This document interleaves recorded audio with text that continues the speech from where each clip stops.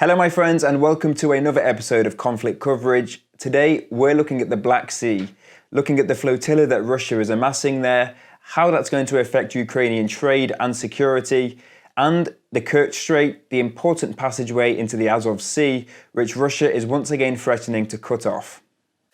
So let's start today's video by looking at this article here. Russia to close parts of Black Sea near Crimea for 6 months. Ukraine and the EU condemn Russia's decision to restrict the navigation of foreign military and official ships. So a lot of you will recognize this picture here, the Kerch Strait. This is a story that Russia is moving some naval vessels into the Black Sea and will be conducting naval exercises for 6 months there, which will be starting on the April the 24th, going all the way through to October the 31st. And as a result, it's asking that foreign military ships and other state vessels will be halted. If we have a quick look at the region, they've drawn a little rectangle here, which is the area they've signalled as not allowing anyone through. And it's pretty obvious to see the whole point of this, the magic spot is this little passageway here, the Kerch Strait, which, as you can see, feeds straight into the Sea of Azov. It's the only waterway into there, which affects about half of the coastline of Ukraine, including 2 major ports, Mariupol and Berdyansk, which will suffer massively. Now, this block hasn't actually included trade vessels yet. As far as we're aware, trading is still allowed. But it really does give Russia a bit of power here because they're going to be able to restrict anything they want. If you look at this picture here, this is an incident when they put a tanker across, a cargo ship across the bridge, blocking it off for a few days. And the fact that they have the ability to do that at a drop of a hat is massively inconvenient to Ukraine, and it's a massive flex of Russia's power.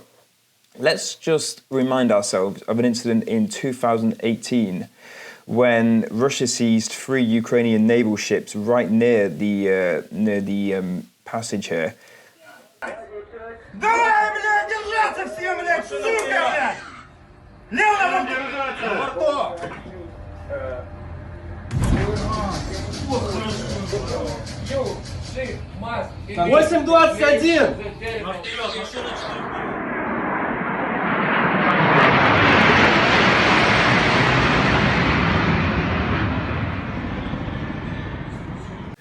Now, you'll probably remember that it caused a bit of a standoff at the time, and Russia has since returned these ships. They did that a year later, but at the time it was a massive incident. It closed the strait for ages, and the world kind of condemned Russia for stealing these ships. And Russia said that it was an incursion of Ukraine because they were coming close to Russian territory.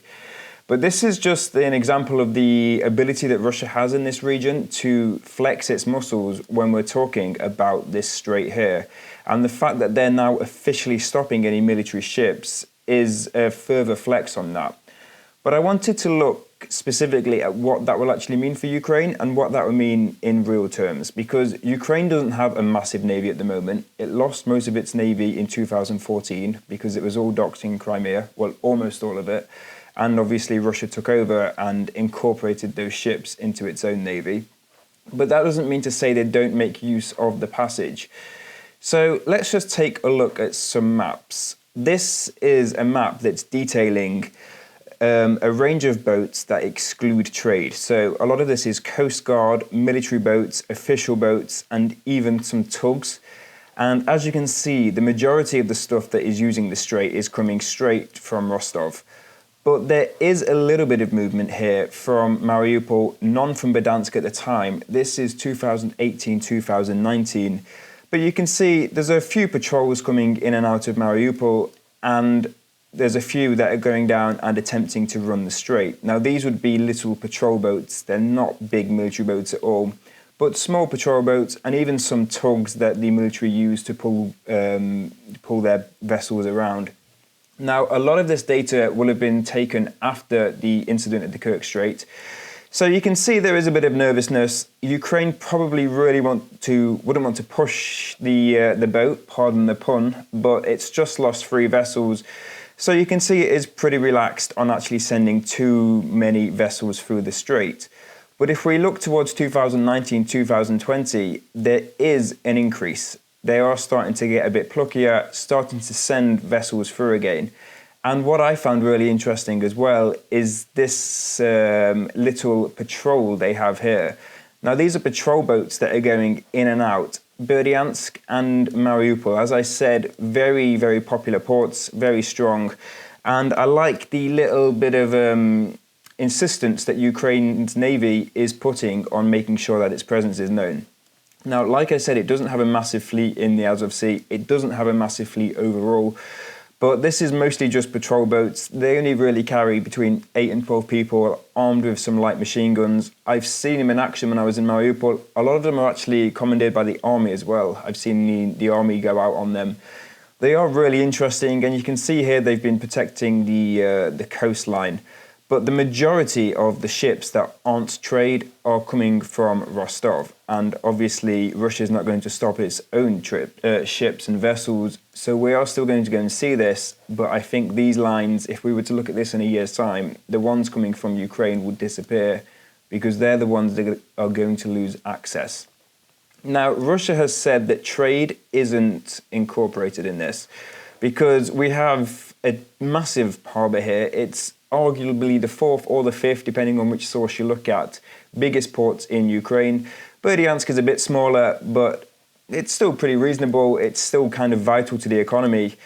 And they are heavily reliant on trade in the region. And ever since Crimea was seized, it's been so unpredictable for them to be able to send their vessels because you never know if they're going to get through or not. We don't know if we're going to have another incident like this where the whole strait is just closed. So I did have a little look at how things were looking. And this is, again, 2017 and 18 this is. So as you can see, this is after Crimea has been seized and trade is, well, it looks pretty healthy. I actually looked at the records of the harbour, it was of the port in Mariupol. It was very hard to find some actual figures, but they did seem to be growing a profit actually. And then as we get to 2018, the instant of the Kerch Strait, 2018, 2019, we see a massive, massive reduction in the amount of vessels that are going through, if we just look at that side by side. So already we can see as time's going on that trade is finding it incredibly more difficult to get through to these ports. And that is as a result of Russia flexing its muscle here. Now, time will tell on what the next few months are going to be like. They've said they're only closing the strait to military vehicles, but I think it would be very, very unlikely that we're going to have 6 months where no trade is refused, because that is a card they'll be willing to play all too much, and we'll probably see more of these lines disappear over the next 6 months. But if we have a look at what we've got now, there are actually vessels leaving Berdyansk. There's been some that have left Mariupol. This is a live tracker. So trade is still happening, but don't forget, it doesn't come in to the 24th. So we're not really going to see any knock-on effects. And I wouldn't imagine if there is any problem with trade, that's not going to knock on immediately. But as the weeks and the months go by, I wouldn't be surprised at all if there was an issue and trade was starting to be blocked. Now, aside from trade, the Azov Sea is obviously very important because it gives it opens right up to so much of Ukraine's coastline. And when we've been looking at this build-up, I mean, there's some in Rostov. There's also been some build-up of Russian forces here, including vessels, landing crafts, and not many. You know, it's not like a D-Day style invasion, but enough to get a reasonable amount of people across the Azov Sea. So the idea that Russia will be stopping any Ukrainian troops coming in to prevent that, it's something that's on their agenda. But if we were to be realistic, Ukraine probably couldn't prevent that even if they wanted to. They haven't got much of a navy at all, unfortunately. The navy they've got is mostly made up out of patrol boats, and it's based here in Odessa. So even if they could or wanted to go here, they've still got to go through this strait, which is owned by Russia. And if there was an active state of war between them, if Russian troops were launching landing craft here beyond Mariupol, behind the contact line, the Ukrainian Navy is going to do very little to be able to deter that. Even if they had a formal permission to go through, they will be at an act of war at this stage, and they're not sending anything through here, because Russia has an incredible presence in the Black Sea, and we'll look a bit at that later. But it is unfortunate for Ukraine. This, I think, is more of a political thing, because it's not really, like I say, something Ukraine could have done to prevent anyway, should it happen. But it is a really good chance for Russia to show that it's got the naval might in this region.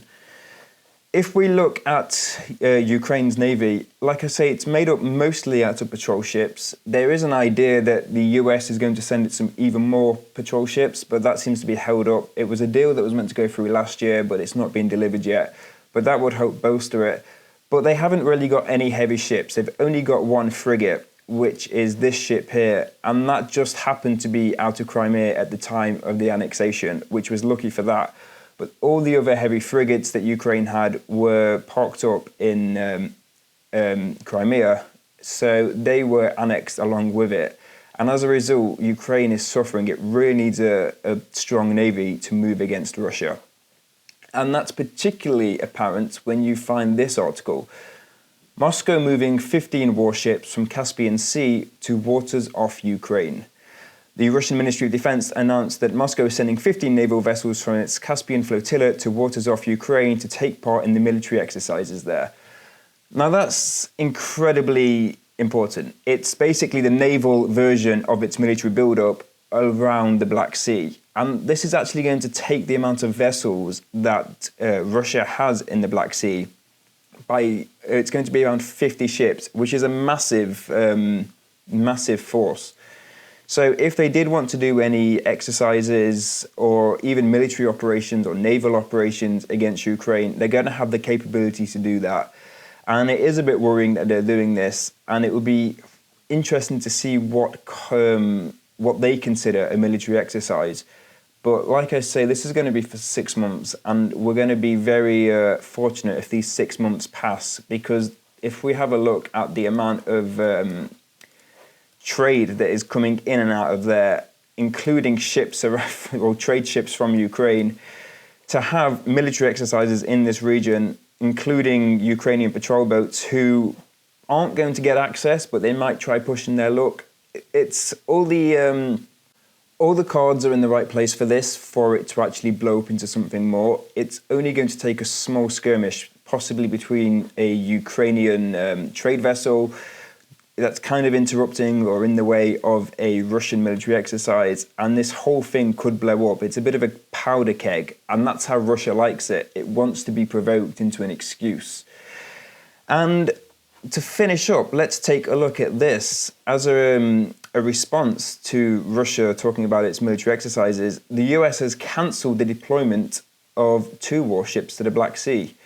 Now, the US is now saying that they were never going to send them in the first place, and as a result, they will be keeping them in the Mediterranean. But Russia has basically warned the US to say, look, we would consider that provocation. And it seems that the US isn't in a position to want to push those buttons, because now these ships aren't being deployed to the Black Sea. And the Black Sea has actually seen in the last few years more and more deployment from NATO countries. The UK had a ship there, the US have been sending ships there, Odessa has been playing host to a few of these ships. And it is sad to see that this deployment has been cancelled in the light of Russian aggression. But like I say, we will see how that plays out. So this is a really unfortunate situation for Ukraine, and as you can see, it's just looking like this could escalate in the next 6 months.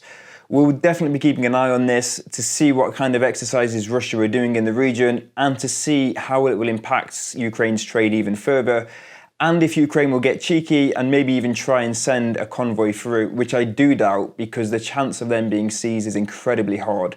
Russia did that without provocation before, so it's very easy to see them doing it again. Thanks for joining me on today's episode. I hope you found that information useful. Please don't forget to like and subscribe, and I will see you on the next one. Take care.